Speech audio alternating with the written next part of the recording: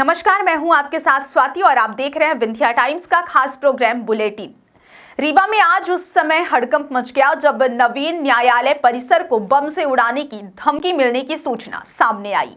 यह धमकी ईमेल के माध्यम से हाईकोर्ट को भेजी गई थी, जिसमें दोपहर 2:30 बजे तक विस्फोट कराने की बात कही गई। सुबह करीब 8:30 बजे मेल मिलते ही हाईकोर्ट के निर्देश पर जिला न्यायाधीश की अनुमति से सुरक्षा को सर्वोच्च प्राथमिकता देते हुए नवीन कोर्ट परिसर को तत्काल खाली करा लिया गया।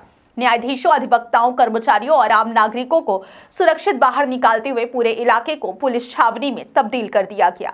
मौके पर भारी पुलिस बल के साथ बॉम्ब स्क्वाड और डॉग स्क्वाड ने परिसर के हर हिस्से की सघन तलाशी ली। हालांकि अब तक कोई विस्फोटक या संदिग्ध सामग्री नहीं मिली है। एहतियातन परिसर खाली रखा गया और सुरक्षा व्यवस्था और कड़ी कर दी गई है।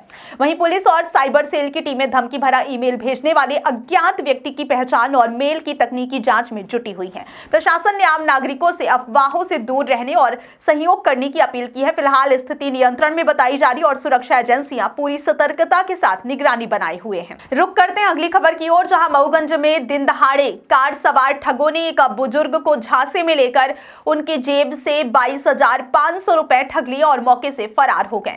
यह वारदात मऊगंज जिला मुख्यालय से कुछ ही दूरी पर वार्ड क्रमांक 4 वेयर हाउस के पास हुई।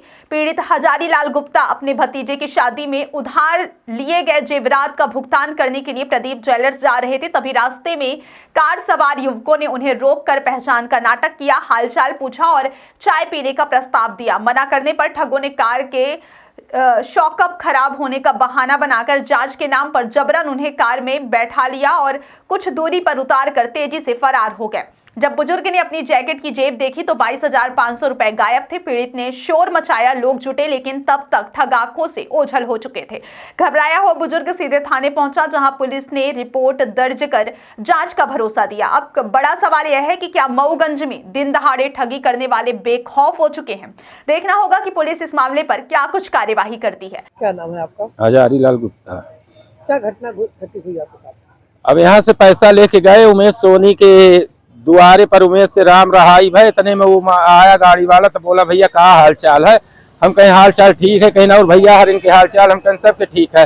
कहीं इसके आई चाय पी ली, हम कहीं चाय हम पी के आए थोड़ा बही नहीं टीचे लागे ना पड़े तो कहीं इसके अरे आई तो बताई तो होगा। हम कहीं ना हो कहीं ना भैया वह साकअप लगवाए तो थोड़ा चेक करे का है तो होगा। जबरदस्ती बैठा के होगा 10 कदम में मोड़ के गाड़ी हमको उतार दी, इतने पैसा निकाल ली। कहाँ की घटना है? यही थाना के सामने की। कितना पैसा था? 22,500 रुपया। बात करेंगे अगली खबर की, जहां सतना के रीवा रोड पर बुधवार देर रात उस वक्त सनसनी फैल गई जब बाइक सवार एक युवक पर जानलेवा हमला कर दिया गया। सिटी कोतवाली थाना क्षेत्र में हुई इस घटना में हमलावरों ने रॉड, लाठी और चाकू से युवक को बेरहमी से पीटा और दहशत फैलाने के लिए 2 राउंड हवाई फायर भी किए, जिसके बाद वे मौके से फरार हो गए। पुलिस के मुताबिक जैतवाड़ा निवासी 30 वर्षीय अनिकेत गौतम, जो वर्तमान में मारुति नगर में रहते हैं, रात करीब 11 बजे बाइक से घर लौट रहे थे।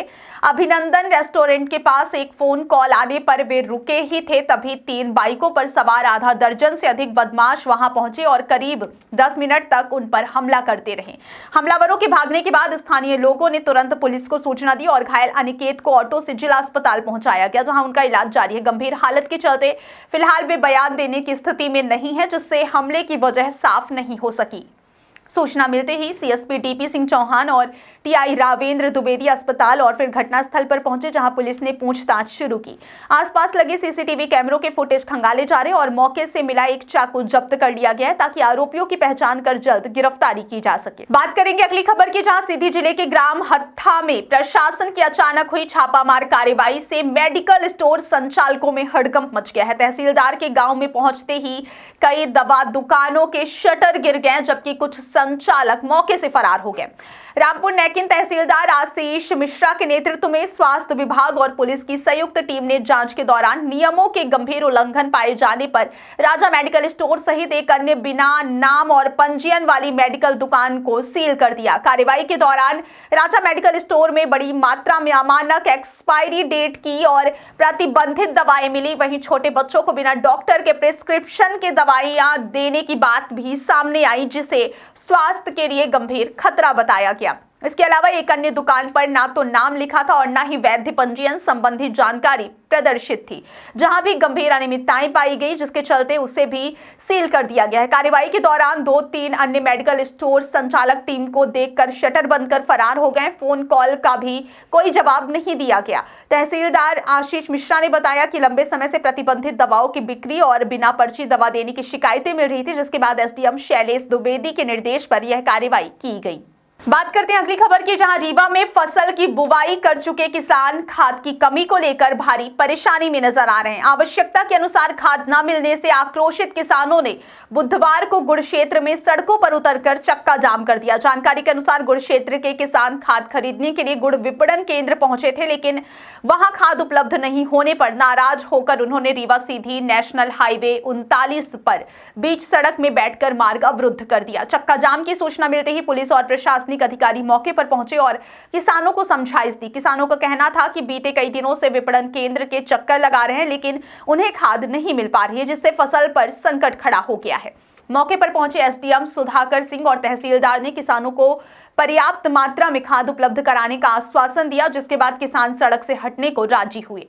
एसडीएम सुधाकर सिंह ने बताया कि खाद का वितरण सुचारू रूप से किया जा रहा है और मंगलवार को 310 किसानों को टोकन दिए गए हैं, जिन्हें बुधवार को खाद वितरित की गई। उन्होंने यह भी कहा कि कुछ लोग चक्का जाम के जरिए अशांति फैलाने की कोशिश कर रहे थे, जिन्हें समझाइश दी गई। प्रशासन का कहना है कि खाद की कोई कमी नहीं है और किसानों को नियमित रूप से खाद उपलब्ध कराई जा रही है। बहुत बहुत धन्यवाद।